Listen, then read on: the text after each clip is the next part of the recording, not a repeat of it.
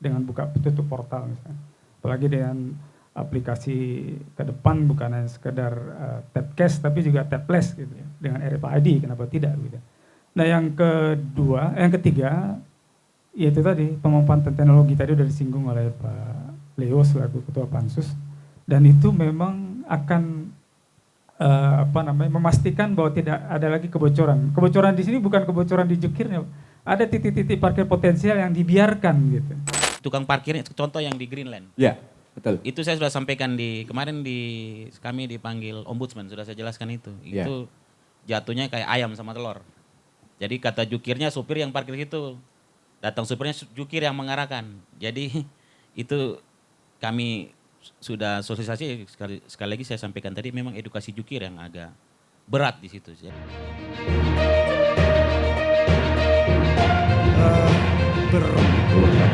Sebenarnya kita itu punya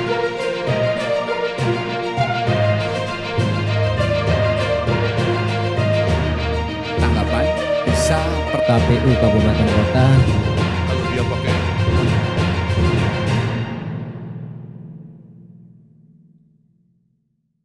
Baik, saya ke Pak Riki. Terima kasih. Mengenai paparan tadi rencana tarif. Iya, saya coba mensinkronkan antara, jadi secara konteks Ya. Pemerintahan bahwa kebijakan dan kewenangan itu secara konsep sesuatu yang berbeda. Jadi memang betul bahwa kebijakan itu dibikin bagus, tapi juga harus tercermin dalam pelaksanaan. Nah, bukti pelaksanaan itu kita mungkin bisa lakukan ketika itu akan dilaksanakan tahun depan. Kita boleh lihat struktur daripada pelayanan yang ada di APBD di tahun berjalan ini gitu. Karena memang kalau mau diterapkan di awal tahun. Nah, menurut saya ada 10 aspek yang perlu mensinkronkan antara kebijakan dan kewenangan ini. Pertama ya, kenaikan tarif itu sendiri memang dibutuhkan. Ya. Tapi itu adalah cara paling primitif dalam menaikkan penghasilan daerah. Yang paling penting juga kita harus tahu tentang perluasan dari kawasan parkir. Terutama kita bicara parkir pinggir jalan ya, retribusi. Karena retribusi ini kan berbeda dengan pajak. Retribusi ini harus ada pelayanan dulu baru kita konsumen bisa dipungut begitu.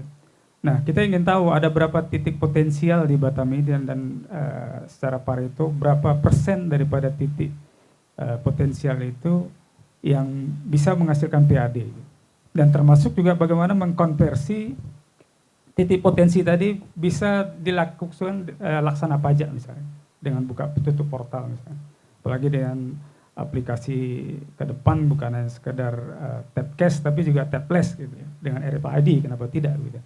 Nah yang ketiga yaitu tadi pemanfaatan teknologi, tadi sudah disinggung oleh Pak Leo selaku Ketua Pansus, dan itu memang akan memastikan bahwa tidak ada lagi kebocoran. Kebocoran di sini bukan kebocoran di jukirnya, ada titik-titik parkir potensial yang dibiarkan gitu. Nah ini kan harusnya tidak boleh begitu, karena inilah yang terjadi raja kecil tadi. Gitu. Maksudnya ada titik yang padat, tetapi tidak masuk dalam kawasan di jangkauan Disub atau bagaimana? Iya, harusnya kan sebelum pelaksanaan Perda atau retribusi parkir ini, seluruh titik potensial yang memungkinkan untuk dipungut retribusi itu harus dipetakan dulu dan dikuasai, baik dengan pola. Nanti yang keempat, yang selanjutnya juga seharusnya juga bisa dilaksanakan dengan mitra begitu, tidak mesti kalau berbicara efisiensi. Jadi tadi kenaikan tarif juga diikuti dengan memastikan tentang perluasan kawasan dan mengidentifikasi titik-titik potensial tadi. Yang ketiga yaitu tadi pemanfaatan teknologi.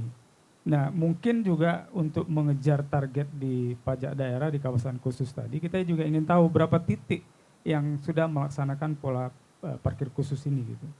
Artinya apa? Kita ada 9 mall misalnya, tapi kan bisa juga kawasan pelabuhan, bandara, bahkan ada kawasan pelabuhan domestik yang kita nggak bisa memungut gitu. Ini ada apa gitu.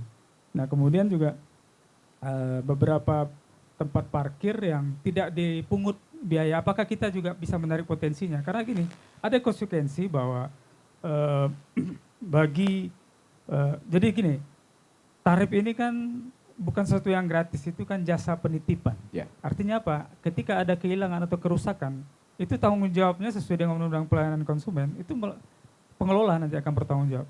Dan ini diperkuat oleh Undang-Undang 1 2023 tentang KUHP, bahwa ini bisa perdata dan juga bisa pidana kalau ada unsur kesengajaan. Nah ini kan harus ada sebagai UPT kita harus juga mencadangkan ketika ada kasus-kasus seperti tadi.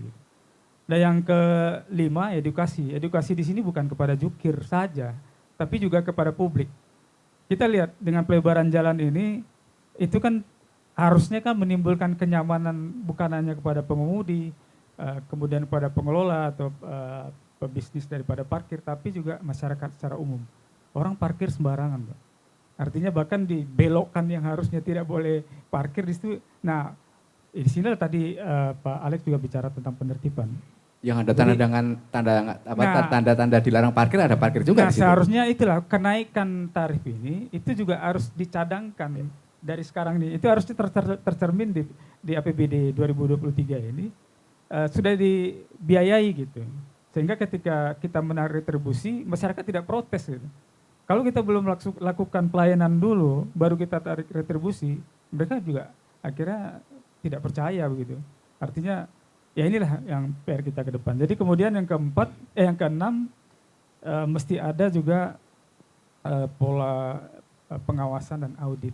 Dan kita berharap gunakan pihak ketiga bersama-sama pemerintah dalam hal ini Dinas Pendapatan Dishub untuk menggandeng kampus misalnya untuk melakukan audit. Artinya begini, audit di sini ya di titik-titik parkir itu kan kalau masih pelayanan manual kan potensi untuk kebocoran juga gitu. Nah, itulah tadi direkomendasikan agar menggunakan pola bukan hanya stiker. Maksud saya kalau stiker kan menunggu orang bayar pajak. Padahal di Batam ini ada 40% orang tidak memperpanjang pajak gitu. Artinya potensi itu juga belum tentu bisa kita raih. Kenapa tidak lakukan juga pola barcode misalnya atau pola tap cash melalui kartu, karena busway pun sudah menggunakan tap cash kan.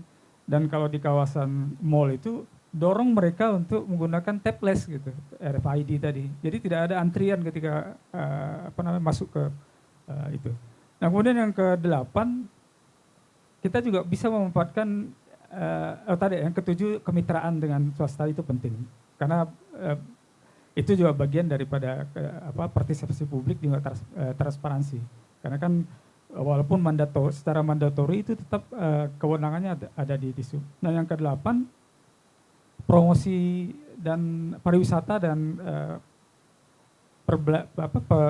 perbelanjaan itu juga bisa menjadi target gitu. Ketika kita mengadakan event besar gitu, yang pameran dan sebagainya, nah itu juga potensi itu juga bisa menjadi rahian. Yang ke-9 menurut saya juga perlu ada evaluasi evaluasi daripada peraturan kebijakan itu sendiri. Makanya kalau boleh berharap sih mengenai tarif itu tidak mesti masuk di Perda begitu, atau itu cukup diatur di Perwako. Ya. Bahkan di mandatori Perda itu juga bisa mengisyaratkan bahwa ke depan bisa dibentuk sistem zonasi misalnya. Di kawasan padat ya bisa berbeda karena kan ada juga namanya parkir insidental gitu. Yang dia tidak boleh berlama-lama di situ karena dia menumpang bahu jalan. Sepengetahuan saya di Solo sudah menerapkan itu. Ada beberapa kawasan yang tarifnya lebih tinggi karena zonasi. Nah, itu sebaiknya diatur di Perwako. Karena Perda kan lebih kepada tadi kebijakan, tapi kewenangan atribusasi delegasi mandatnya itu tetap di Perwako sebenarnya. Yang terakhir ya itu tadi monitoring evaluasi itu paling penting. Artinya ini seharusnya tidak hanya dilakukan di sub tapi juga di Bapenda. Karena Bapenda ini kan juga tanggung jawabnya memastikan pelayanan publiknya, artinya apa yang diraih dari masyarakat itu juga harus dikembalikan dalam bentuk pelayanan, kenyamanan, keamanan tadi. Demikian mungkin. Baik. Mungkin bisa langsung dijawab. Langsung dijawab dari Pak Riki tadi. Pak Leo atau Pak Alex tentang titik-titik potensial serta ada beberapa yang mungkin bisa potensial loss di satu daerah. Silakan. Terima kasih. Jadi lengkap sekali masukan dari Pak Riki. Jadi memang itu sudah jadi perhatian kami pemerintah, dan khusus untuk kerjasama dengan mitra, rencananya nanti yang non tunai, uji coba non tunai ini dengan pihak ketiga Pak. Jadi kita memang sudah ada, ya sudah ada nanti pihak ketiga yang melaksanakan itu. Jadi untuk bermitra sudah kita laksanakan, dan edukasinya tuh memang kita juga, sekali lagi kehadiran kami di sini pun bagian dari edukasi ke masyarakat. Ya. Jadi sudah ini podcast kesekian yang kami hadir, jadi bagian dari edukasi dan sosialisasi, dan harapan kami masyarakat pun bisa, karena masyarakat kita belum terpola, budayanya masih pengen parkir di tempat yang ya seperti abang bilang tadi, ada lampu-lampu parkir, dia parkir di situ. Yeah. Jadi begitu kami datang derek, dia hilang Pak. Tapi ada petugas parkirnya di situ. Iya, Pak? itu makanya tukang parkirnya, contoh yang di Greenland. Ya, betul. Itu saya sudah sampaikan kemarin kami dipanggil ombudsman, sudah saya jelaskan itu. Ya. Itu jatuhnya kayak ayam sama telur. Jadi kata jukirnya supir yang parkir situ, datang supirnya jukir yang mengarahkan.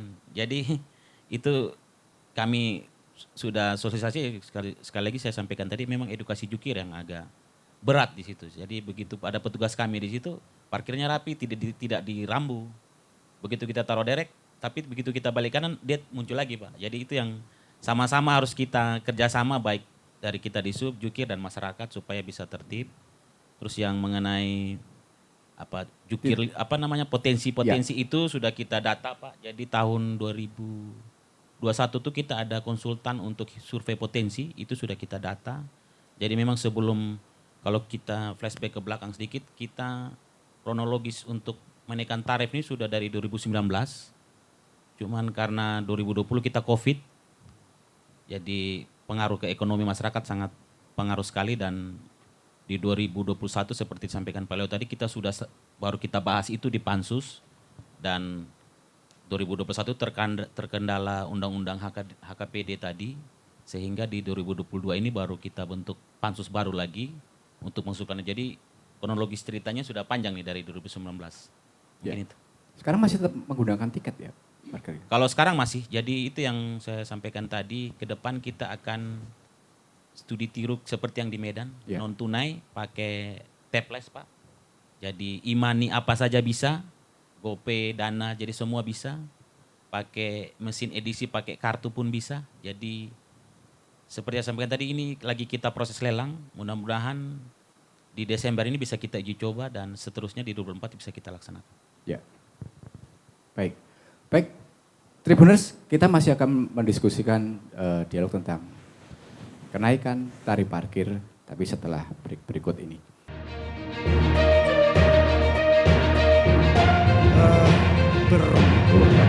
Sebenarnya kita itu punya